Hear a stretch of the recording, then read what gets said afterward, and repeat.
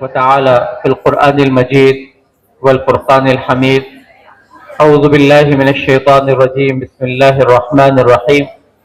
وفي ذلك فليتنافس المتنافسون. صدق اللہ العظیم. حوصلہ مت ہار گر کے او مسافر، حوصلہ مت ہار گر کے او مسافر، ٹھوکریں انسان کو چلنا سکھاتی ہیں. یہ بزم میں ہے یہاں کوتاہ دستی میں ہے محرومی، جو بڑھ کر خود اٹھا لے ہاتھ میں مینا اسی کا ہے. علم و ادب، شعر و سخن اور فکر و نظر کا یہ شورۂ آفاق ادارہ، جہاں آج اہل علم اور اہل فضل کا قافلہ شہ نشین پر تشریف فرما ہے، فروکش ہے، جہاں حضرت مولانا زبیر صاحب دامت برکاتہم، حضرت مولانا سلمان سعودی صاحب دامت برکاتہم اور اسی طرح دیگر اداروں سے تشریف لائے ہوئے علماء اور حفاظ کرام، طلبہ اور طالبات. الحمدللہ آج مجھے اس ادارے میں بحیثیت حکم اور جج کے دوسری مرتبہ تشریف لانے کا موقع ملا، خدمت کا موقع ملا. اللہ کا شکر ہے کہ یہاں آج طلبہ نے جو تقاریر پیش کی ہیں، جیسا کہ مولانا سلمان سعودی صاحب نے بتایا، واقعی بہت مشکل ہو رہا تھا کہ بچے کو نمبر کیسے دیے جائے، کس بچے کو کیا نمبر دیا ہے، بہت مشکل ہو رہا تھا. لیکن پھر بھی چونکہ ذمہ داری ہے اس کو نبھانا تھا، اس کو نبھانے کی کوشش کی ہے. آج کا یہ جو پروگرام ہوا ہے، ایک چھوٹا سا اس کا مقصد میں بیان کر کے اور اپنی جگہ لیتا ہوں. آج کا جو سیرت النبی کے عنوان پر یہ جلسہ منعقد ہوا ہے، اس کے دو مقصد ہیں. ایک مقصد تو یہ ہے کہ بچوں کے اندر حوصلہ پیدا کیا جائے، ہمت پیدا کی جائے اور ان کی جو خابیرہ صلاحیتیں ہیں ان کو اجاگر کیا جائے.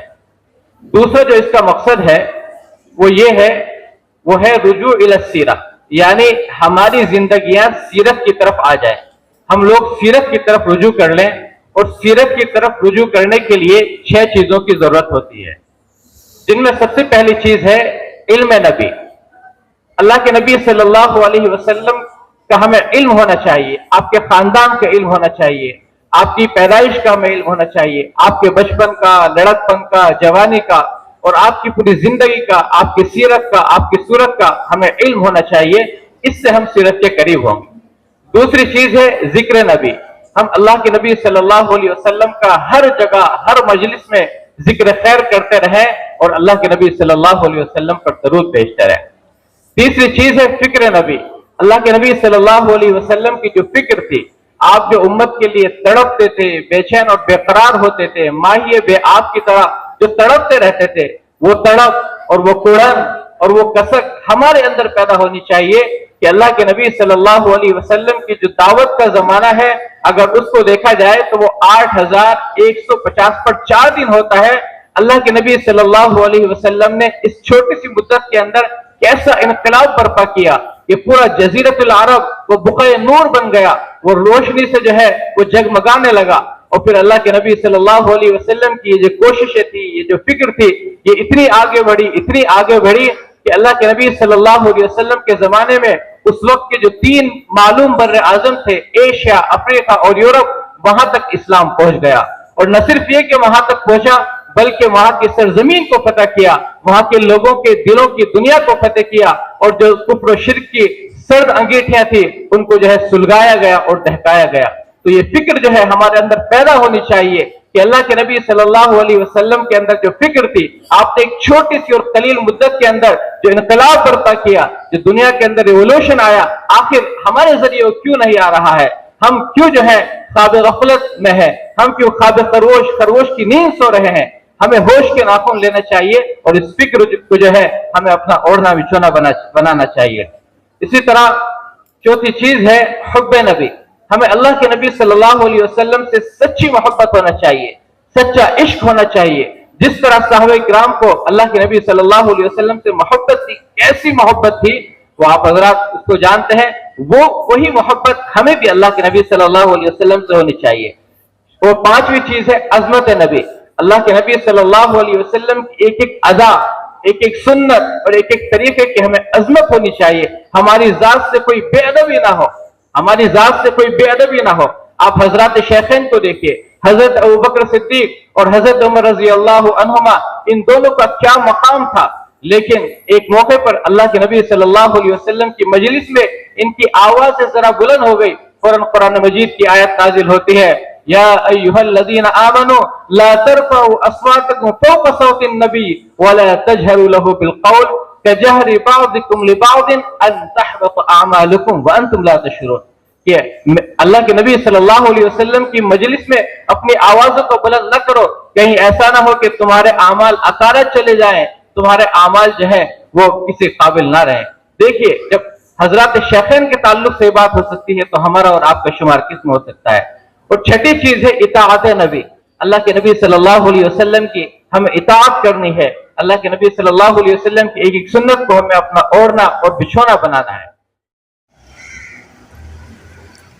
بنگلور کے بسم اللہ نگر کی بی ای ٹی کالج میں ہر سال کی طرح اس بار بھی سیرت النبی صلی اللہ علیہ وسلم تقریری مقابلے pick and speak competition 17 high اسکولوں کے 34 طلباء و طالبات نے لیا حصہ.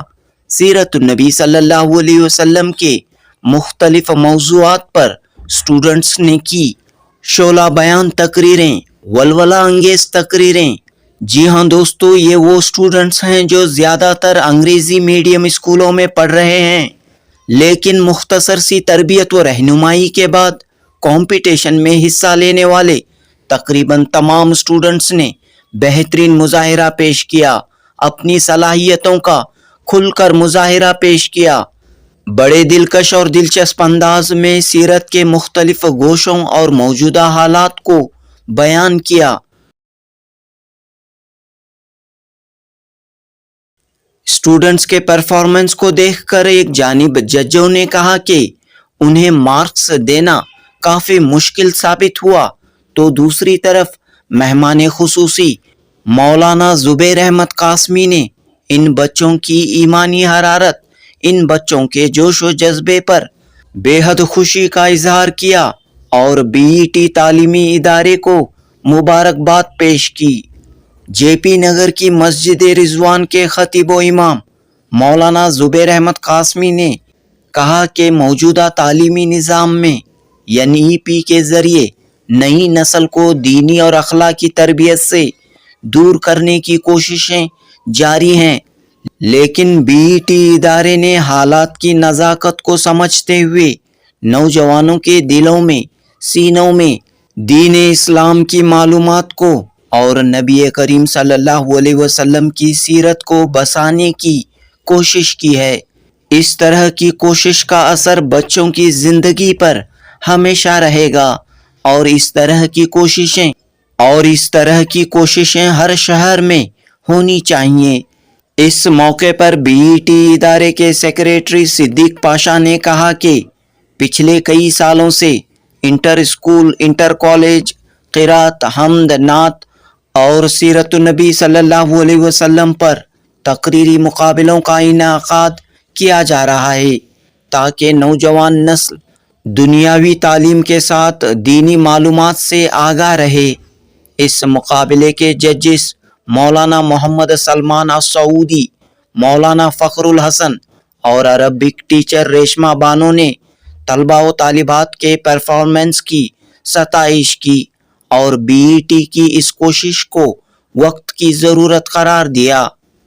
دوستو, سال 2025 سیرت النبی صلی اللہ علیہ وسلم پک اینڈ اسپیک کمپٹیشن میں لڑکیوں کے زمرے میں B E T Sofia high school کی طالبہ زویریہ فاطمہ کو پہلا انعام, کرسنٹ اسکول کی نسرین خاتون کو دوسرا انعام, عائشہ صدیقہ کرسنٹ اسکول کی عربیہ کو تیسرا انعام اور برینی اسٹار اسکول کی طالبہ حفا فاطمہ کو ترغیبی انعام کنسولیشن پرائز حاصل ہوا. جبکہ لڑکوں کے زمرے میں بی ای ٹی اسکول کے محمد احسان کو پہلا انعام, ہدا نیشنل اسکول کے محمد ارحم کو دوسرا انعام اور محمد سعید کو تیسرا انعام حاصل ہوا. وزڈم انٹرنیشنل اسکول کے طالب علم محمد سلیم کو کنسولیشن پرائز حاصل ہوا. نقشے قدم نبی کے ہیں جنت کے راستے, اللہ سے ملاتے ہیں सुन्नत के रास्ते। जनूबी हिंद न्यूज़ रिपोर्ट।